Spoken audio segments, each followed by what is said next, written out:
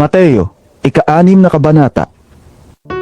Pag-ingatan ninyong hindi pakitang tao ang pagtupad ninyo sa inyong mga tungkulin sa Diyos.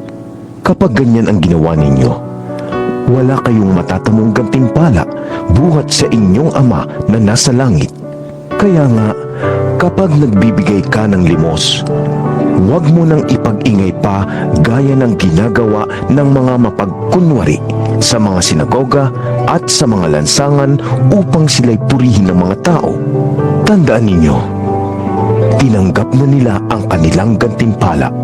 Sa halip, kapag nagbibigay ka ng limos, huwag mo nang ipaalam ito maging sa matalik mong kaibigan. Gawin mong lihim ang iyong pagbibigay ng limos at ang iyong Ama na nakakakita ng kabutihang ginagawa mo ng lihim ang siyang magbibigay ng gantimpala sa iyo.